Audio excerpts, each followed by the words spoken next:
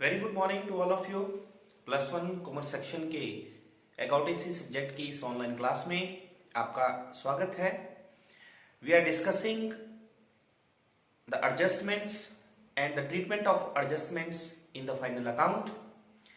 Today we will discuss the meaning of prepaid expenses, accrued income, unearned income and depreciation and their treatment in final account। इस video के बाद आप ये जान पाएंगे कि पूर्वदत्त व्यय, उपार्जित आय, अनुपार्जित आय और ह्रास समायोजनों का क्या अर्थ है और इन समायोजनों का अंतिम खाते बनाते समय क्या प्रभाव होता है। पिछले वीडियो में हमने आपको क्लोजिंग स्टॉक और आउटस्टैंडिंग एक्सपेंसेस के इफेक्ट के बारे में बताया। क्लोजिंग स्टॉक जो है वो अंतिम खाते बनाते समय व्यापारी खाते की क्रेडिट साइड में और स्थिति विवरण में संपत्ति पक्ष में दिखाया जाता है। उसी तरह आउटस्टैंडिंग एक्सपेंसेस जो है वो व्यापारी खाते और लाभ हानि खाते के डेबिट पक्ष में संबंधित व्यय में जमा कर दिया जाता है और बैलेंस शीट की लायबिलिटी साइड में दिखाया जाता है। So now we will start. Today we will discuss the next adjustment, that is prepaid expenses. So what is prepaid expenses? पूर्वदत्त व्यय। पूर्वदत्त व्यय से अभिप्राय ऐसे व्यय से है जो चालू वर्ष से संबंधित नहीं होते हैं लेकिन जिनका भुगतान चालू वर्ष में ही कर दिया जाता है। The expenses which are paid in advance in current year are called prepaid expenses. For example, insurance premium जिसका भुगतान हम पहले कर देते हैं। सिंपली आप सभी मोबाइल का रिचार्ज करवाते हैं तो रिचार्ज जब आप करवाते हैं तो पेमेंट आप पहले करते हैं लेकिन उसका बेनिफिट आप जो है वो बाद में लेते हैं, इसीलिए हम उसे प्रीपेड रिचार्ज कहते हैं। तो प्रीपेड का मतलब क्या हुआ?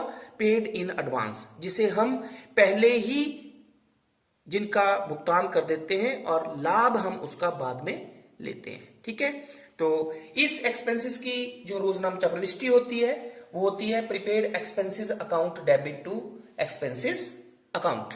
फॉर एग्जाम्पल, मोबाइल बिल है तो mobile bill account, mobile bill prepaid या prepaid mobile bill account debit to mobile bill account. Okay, तो prepaid expenses account debit to expenses account being expenses paid in advance. Next is treatment in the final account. अब इस prepaid expenses, ये पूर्वदत्त व्यय जो होते हैं, इनका अंतिम खातों पर क्या प्रभाव पड़ता है? मैंने आपको पहले भी समझाया है कि कोई भी जो समायोजन होता है उसके दो प्रभाव होते हैं। ये प्रभाव या तो व्यापारी खाते में या लाभ हानि खाते में, या व्यापारी खाते में और स्थिति विवरण में, या लाभ हानि खाते और स्थिति विवरण में होता है। तो प्रीपेड एक्सपेंसेस के केस में द फर्स्ट इफेक्ट जो होता है, it is deducted from concern expenses in the debit side of trading and profit and loss account. इसे व्यापारी खाते या लाभ हानि खाते के डेबिट पक्ष में संबंधित व्यय में से घटा दिया जाता है। So this is the first treatment. Second is it is shown in the asset side of balance sheet. इसे स्थिति विवरण के संपत्ति पक्ष में दिखाया जाता है। Now late be understand it by taking a example. Suppose हमारे पास ट्रायल बैलेंस दिया है जिसमें कैश 2000 है, मशीनरी 5000 है, वेजेस 5000 है, क्रेडिटर 1000 है और हमें दिया है प्रीपेड वेजेस 100 रुपया। मतलब मजदूरी, ऐसी मजदूरी जिसका भुगतान हमने एडवांस में कर दिया हुआ है। तो इसकी सबसे पहले जर्नल एंट्री क्या होगी? Prepaid wages account debit to wages account being wages paid in advance. अब नेक्स्ट है इसका ट्रीटमेंट जो है वो फाइनल अकाउंट में क्या होगा? तो वेजेस जो है वो एक डायरेक्ट एक्सपेंसेस है और डायरेक्ट एक्सपेंसेस को हम कहां ट्रीट करते हैं? ट्रेडिंग अकाउंट में। ठीक है, तो फर्स्ट इफेक्ट इसका क्या होगा? ट्रेडिंग अकाउंट की डेबिट साइड में हम जब वेजेस लिखेंगे, 500 रुपए वेजेस थी, जब 500 रुपए वेजेस लिखेंगे उसमें से ये जो प्रीपेड है 100 रुपीज वेजेस, इसको हम जो है वो लेस कर देंगे। तो ये 100 रुपीज वेजेस हमने लेस कर दिया तो आउटर कॉलम में लिखा हमने 400 रुपया। तो पहला इफेक्ट जो है इसको या ट्रेडिंग अकाउंट या प्रॉफिट एंड लॉस अकाउंट में संबंधित व्यय में से माइनस कर दिया हमने। और दूसरा इफेक्ट जो है वो बैलेंस शीट की एसेट साइड में से हमने दिखाया। तो प्रीपेड एक्सपेंसेस का जो है दूसरा इफेक्ट जो हुआ, प्रीपेड वेजेस हमने एसेट साइड में 100 रुपीज शो कर दिया। तो प्रीपेड एक्सपेंसेस का फर्स्ट ट्रीटमेंट देखें आप, ट्रेडिंग अकाउंट में संबंधित व्यय में से इसे हमने माइनस कर दिया, और इसका दूसरा ट्रीटमेंट जो है इसे हमने बैलेंस शीट में एसेट साइड में लिया। क्लियर होगी बात? सो ये थी हमारे पास prepaid expenses adjustment. Now next we will discuss accrued income. उपार्जित आय ऐसी आय होती है जो अंतिम खाते बनाते समय चालू वर्ष में अर्जित तो कर ली है लेकिन अभी प्राप्त नहीं हुई है। Income which is earned but not received is called accrued income. For example, मान लो हमारे किराएदार रहता है और हमें वो किराया हर महीने की 2 तारीख को देता है, लेकिन हम बुक्स ऑफ अकाउंट्स क्लोज कर रहे हैं 31 दिसंबर को। तो जब हम 31 दिसंबर को बुक्स ऑफ अकाउंट क्लोज करेंगे, क्योंकि वो किराया जो है वो 2 जनवरी को देगा, इसलिए 31 दिसंबर को ये जो किराया होगा ये क्या हुआ, अक्रूड रेंट। क्योंकि ऐसी आय जो हमने कमा तो ली है लेकिन अभी हमें प्राप्त नहीं हुई है। तो उपार्जित आय ऐसी आय होती है जो अंतिम खाते बनाने तक अर्जित कर ली हो लेकिन अभी प्राप्त नहीं हुई हो। नाउ द जर्नल एंट्री इसकी क्या होती है, accrued income account debit to income account being income earned या due what not received.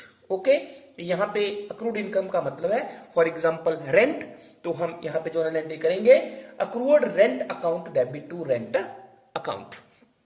Now the next is treatment in the final account. इस अक्रूड इनकम या उपार्जित आय का अंतिम खाते बनाते समय क्या इफेक्ट होता है।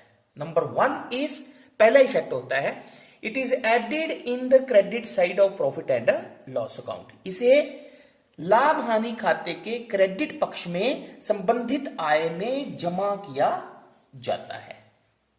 Second effect is it is shown in the asset side of the balance sheet. इसे स्थिति विवरण या चिट्ठे के संपत्ति पक्ष में दिखाया जाता है। तो ये फर्स्ट ट्रीटमेंट हुआ, ये सेकेंड ट्रीटमेंट हुआ। Now let we discuss with the example.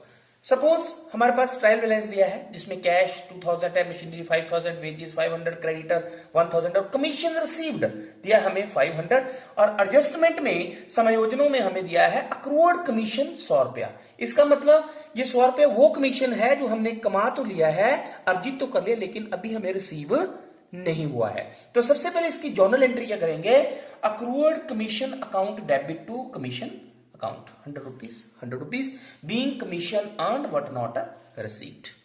Now next is treatment in the final account। क्योंकि कमीशन रिसीव्ड एक अप्रत्यक्ष आय है, इनडायरेक्ट इनकम है, और अप्रत्यक्ष आय जो होती है वो प्रॉफिट एंड लॉस अकाउंट के क्रेडिट साइड में दिखाई जाती है। तो जब हम प्रॉफिट एंड लॉस अकाउंट बनाएंगे तो लिखेंगे बाई कमीशन, जो कि कितना दिया था 500 रुपया, और ये जो समायोजनों में 100 रुपीज दिया है उपार्जित कमीशन जो है अक्रूड कमीशन है, इसका फर्स्ट ट्रीटमेंट क्या होता है कि इसको संबंधित आय में जमा कर दिया जाता है। क्यों? क्योंकि ऐसी आय जो अर्जित हो गई है लेकिन अभी हमें प्राप्त नहीं हुई है, इसलिए इसको संबंधित आय में जमा कर दिया जाता है। The first treatment. The second is it is shown in the asset side of the balance sheet. तो हम यहां पे लिखेंगे accrued commission. Accrued commission how much, 100 rupees. Clear? तो इस तरह से अभी हमने जो है वो सेकेंड एडजस्टमेंट अक्रूड इनकम के बारे में पढ़ा। Now next we will discuss unearned income. Unearned income, अनुपार्जित आय। अनुपार्जित आय से अभिप्राय ऐसी आय से है जो अर्जित नहीं की गई है लेकिन प्राप्त हो गई है। The income which is not earned but received in advance is called unearned income या इनकम रिसीव्ड इन एडवांस। ऐसी आय जो हमने अर्न नहीं की है लेकिन वो हमें एडवांस में प्राप्त हो गई है, तो ऐसी आय को हम अनुपार्जित आय या इनकम रिसीव्ड इन एडवांस या अनअर्नड इनकम कहते हैं। फॉर एग्जाम्पल, हमारा जो किराएदार है, सपोज उसने जो है वो 2 या 3 मंथ्स का किराया आपको एडवांस में ही दे दिया।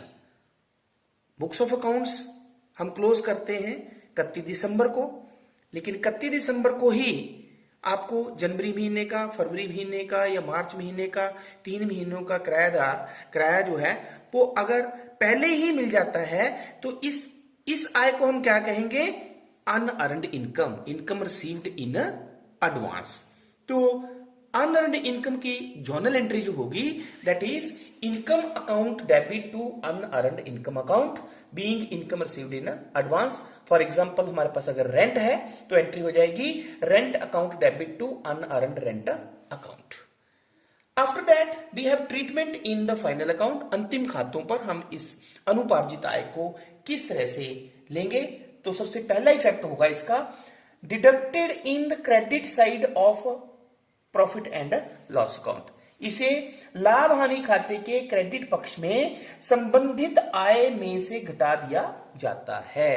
यह पहला इफेक्ट हो गया, इसे लाभ हानि खाते के क्रेडिट पक्ष में संबंधित आय में से घटा दिया जाता है। Second is it is shown in the liability side of the balance sheet. इसे स्थिति विवरण के दायित्व पक्ष में दिखाया जाता है। ये सेकंड इफेक्ट हुआ। क्लियर? फर्स्ट इफेक्ट लाभ हानि खाते के क्रेडिट पक्ष में संबंधित आय में से घटा दिया जाता है, और दूसरा इफेक्ट जो होगा वो स्थिति विवरण के दायित्व पक्ष में दिखाया जाता है। Now let me take a example.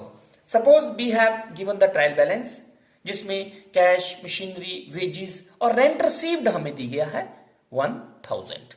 Adjustment rent received से रिलेटेड है, रेंट रिसीव्ड इन एडवांस 500, जिसे हम जो है वो अनअर्न्ड रेंट 500 रुपया। तो इसकी जर्नल एंट्री सबसे पहले हम करेंगे rent account debit to unearned rent account 500 being rent received in advance. Now the next is treatment in the final account. तो क्योंकि ये एक अप्रत्यक्ष आय है और अप्रत्यक्ष आय जो है प्रॉफिट एंड लॉस अकाउंट की क्रेडिट साइड में लिखी जाती है, तो पहला इफेक्ट इसका प्रॉफिट एंड लॉस अकाउंट में होगा। तो प्रॉफिट एंड लॉस अकाउंट की क्रेडिट साइड में हम लिखेंगे बाई रेंट रिसीव्ड 1000 जो हमें दिया है, और ये जो एडजस्टमेंट में रेंट रिसीव्ड इन एडवांस है जो हमें एडवांस में मिल गया है, इसे हम संबंधित आय मतलब इस रेंट रिसीव्ड में से क्या कर देंगे माइनस। तो 1000 में से 500 माइनस करके आउटर कॉलम में लिखेंगे 500। एंड द सेकेंड इफेक्ट, दूसरा प्रभाव इसका क्या होगा? स्थिति विवरण के दायित्व पक्ष में लिखेंगे अनअर्न्ड रेंट 500। तो इस तरह से देखा आपने कि इस अनअर्न्ड रेंट का फर्स्ट इफेक्ट जो हुआ वो हमने इसे प्रॉफिट एंड लॉस अकाउंट की क्रेडिट साइड में संबंधित आय में से माइनस कर दिया। ये फर्स्ट ट्रीटमेंट हुआ इसका, ठीक है। और इसका सेकेंड ट्रीटमेंट जो है that is shown in the liability side of the balance sheet. इसे बैलेंस शीट की लायबिलिटी साइड में शो किया जाता है। Now the next adjustment we will discuss the depreciation. What is a depreciation? ह्रास किसे कहते हैं? स्थायी संपत्ति के लगातार प्रयोग करने से उसके मूल्य में जो कमी आती है उसे हम ह्रास कहते हैं। डेप्रीसिएशन इज द ग्रेजुअल और permanent decrease in the value of a fixed asset. ह्रास व्यवसाय का व्यय होता है, इसे एक्सपेंस माना जाता है, अप्रत्यक्ष व्यय माना जाता है। ह्रास की रुजनामचा प्रविष्टि जो है वो होती है depreciation account debit to asset account. First entry जो होगी वो डेप्रिसिएशन अकाउंट, क्योंकि नॉमिनल अकाउंट है, डेप्रिसिएशन एक एक्सपेंस है, तो debit all the expenses and losses, तो डेप्रिसिएशन डेबिट हो जाएगा। तो depreciation account debit to asset account being depreciation charged on asset. And the second entry इसकी जो है, क्योंकि डेप्रिसिएशन को प्रॉफिट एंड लॉस अकाउंट में ट्रांसफर कर दिया जाता है, तो सेकंड एंट्री जो होती है वो होती है profit and loss account debit to depreciation. The next is the treatment in the final account. Treatment in the final account, the first effect जो डेप्रिसिएशन का ह्रास का होगा वो होगा it is debited in the profit and loss account. क्योंकि यह एक अप्रत्यक्ष व्यय है, इसलिए इसे लाभ हानि खाते के डेबिट पक्ष में लिखा जाता है। First effect. Second effect is it is deducted from concern asset in the asset side of the balance sheet. इसे स्थिति विवरण के संपत्ति पक्ष में संबंधित संपत्ति में से घटा दिया जाता है। तो फर्स्ट ट्रीटमेंट, इसे लाभ हानि खाते के डेबिट साइड में लिखा जाता है क्योंकि ये एक अप्रत्यक्ष व्यय है, और दूसरा इफेक्ट जो है इसका वो है संपत्ति पक्ष में जिस संपत्ति पर ह्रास दिया गया है उस संपत्ति में से ह्रास को घटा दिया जाता है। Now let me take a example. Suppose this is we have trial balance, हमें तलपट दिया गया है जिसमें cash 2000, machinery 5000, wages 500, rent received हमारे पास 10,000 दिया है, और एडजस्टमेंट में समायोजन में हमें दिया है depreciation on machinery at the rate of 10%। जो मशीनरी है उस पे 10% ह्रास लगाना है। तो 5000 पर जब आप 10% कैलकुलेट करोगे तो इसका मतलब कितना रुपए ह्रास लगाना है हमने, 500 रुपया। तो इस एडजस्टमेंट की सबसे पहले जो रोजनामचा प्रविष्टि होगी वो क्या होगी, depreciation account debit to machinery account 500 narration being depreciation charge on machinery. And second entry भी इसकी आप कर सकते हैं, वो होती है profit and loss account debit to depreciation. अब नेक्स्ट आता है हमारे पास कि अंतिम खातों पर या trading account, profit and loss account और बैलेंस शीट में इसको हम कैसे लिखते हैं। तो क्योंकि ये एक इनडायरेक्ट एक्सपेंसेस है, अप्रत्यक्ष व्यय है, इसलिए अप्रत्यक्ष व्ययों को हम प्रॉफिट एंड लॉस अकाउंट की डेबिट साइड में लिखते हैं। इसलिए जब हम प्रॉफिट एंड लॉस अकाउंट बनाएंगे तो डेबिट साइड में लिखेंगे टू डेप्रिसिएशन ऑन मशीनरी 500। ये फर्स्ट इफेक्ट हुआ। द सेकंड इज जब हम बैलेंस शीट बनाएंगे तो एसेट साइड में मशीनरी, क्योंकि मशीनरी एक संपत्ति है, एसेट है, तो हम लिखेंगे मशीनरी 5000, लेकिन जो ह्रास है, जो डेप्रिसिएशन है, उसे हम इसमें से माइनस कर देंगे और आउटर कॉलम में लिखेंगे 4500। तो इस डेप्रिसिएशन को आप देख सकते हैं कि इसका फर्स्ट इफेक्ट हुआ कि इसे हमने लाभ हानि खाते के डेबिट साइड में लिखा, और दूसरा इफेक्ट इसको जो हुआ वो हुआ कि इसे हमने संपत्ति पक्ष में, एसेट साइड में संपत्ति पक्ष में हमने संबंधित संपत्ति में से इसको माइनस कर दिया।